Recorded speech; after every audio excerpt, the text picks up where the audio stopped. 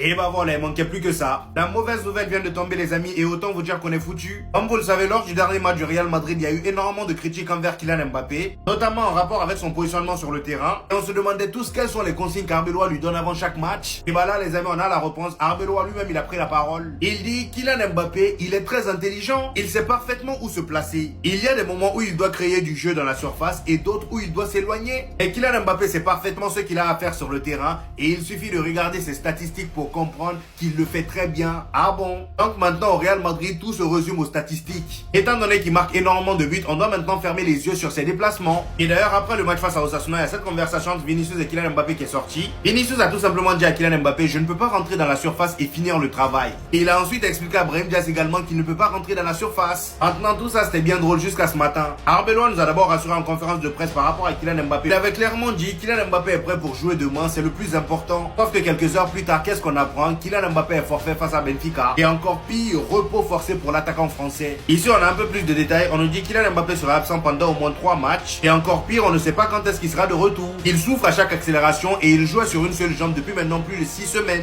Et comme si c'était pas assez inquiétant, on nous dit encore, il ressent une douleur au genou qu'il n'avait jamais ressenti dans sa carrière. Donc là même, sa participation à la Coupe du Monde avec l'équipe de France est en danger. Alors là, ils ont complètement craqué. Bruges vient de se faire démolir 4 buts à 1 par l'Atlético de Madrid. Et tout ça grâce à un seul homme aujourd'hui, Sorloth. Ce mec a tout simplement claqué un triplé aujourd'hui. Et tout ça dans un match où Simeone a préféré mettre Lookman et Griezmann au banc. On aurait pu penser que sans ces deux joueurs là, l'Atlético de Madrid allait forcément perdre face à Bruges. Sauf que pas du tout, même si en première mi-temps ça a été très compliqué pour l'Atlético. L'équipe de Bruges était venue aujourd'hui très déterminée, ça jouait d'ailleurs très bien. Malheureusement pour eux, dès la 23e minute, sur un long dégagement d'Oblak, Sorloth reçoit le ballon, le contrôle. Ayant un défenseur sur lui, n'a pas cherché à complètement se retourner. Il s'est juste un peu décalé sur la droite pour enchaîner avec un tir du pied gauche. Malheureusement pour Bruges, Mignolet fait une très grosse erreur de main, but. Après ça, juste avant la mi-temps, sur un corner, ils réussissent à égaliser. Comme au match aller, but d'Ordonez. Et pour vous dire à quel point l'Atlético de Madrid était en difficulté malgré l'ouverture du score, et bah dites-vous qu'avant la mi-temps, Bruges était beaucoup plus proche du 2 buts à 1. Ensuite vient la deuxième mi-temps et c'est là l'Atlético de Madrid a décidé d'en découdre. Dès la 48e minute, l'Atlético de Madrid rajoute le deuxième but sur une magnifique reprise de Cardozo. Et pendant ce temps, on avait Jan Oblak qui sortait des arrêts de Taré. À la 70e minute, Lookman rentre en jeu à la place de Baena. Et 6 minutes plus tard, sur une magnifique action, une magnifique sortie de balle de l'Atlético de Madrid, Lookman joue en 1-2 avec Antoine Griezmann, ensuite fait la passe à Sorloth. Sorloth seul devant le gardien, place le ballon, but.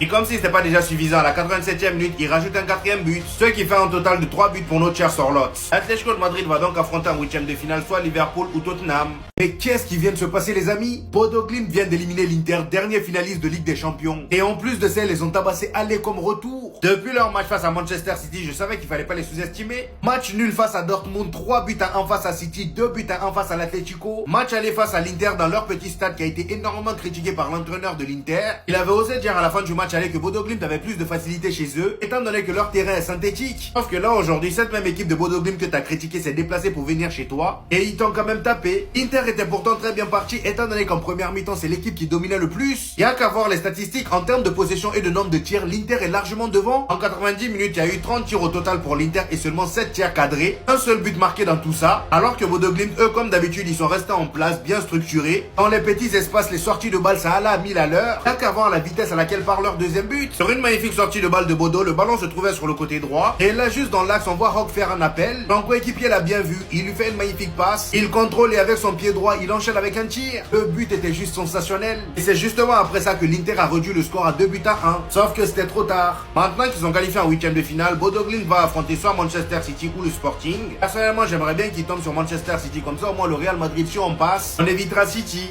Non mais là c'est encore pire. Mauvaise nouvelle pour le Real Madrid les amis à 72 heures du match face à Benfica. Déjà aujourd'hui il s'est passé énormément de choses autour de ce match. On a Benfica par exemple qui a annoncé que José Mourinho ne sera pas présent pour la conférence de presse d'avant-match. L'entraîneur portugais a décidé d'envoyer son adjoint accompagné d'un joueur. Et on sait très bien pourquoi le gars a décidé de ne pas y aller. Tout ça c'est dans le but d'éviter de parler de cette polémique là entre Vinicius et son joueur. Et d'ailleurs en parlant de son joueur, l'UEFA a décidé de le suspendre. Comme il est dit ici, l'UEFA suspend provisoirement Prestiani de la Ligue des Champions. Il ne jouera pas avec Benfica suite au scandale raciste.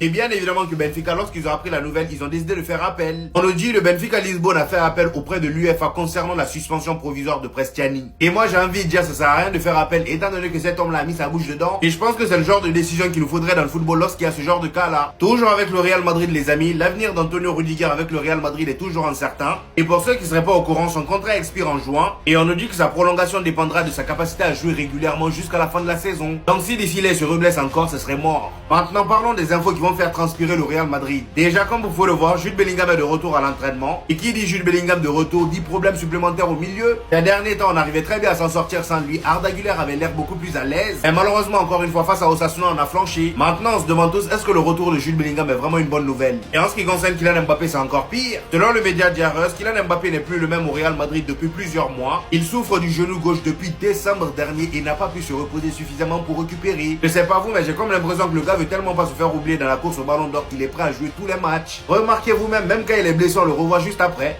Sauf que malheureusement, s'il continue comme ça, la situation risque de s'aggraver pour lui et pour nous.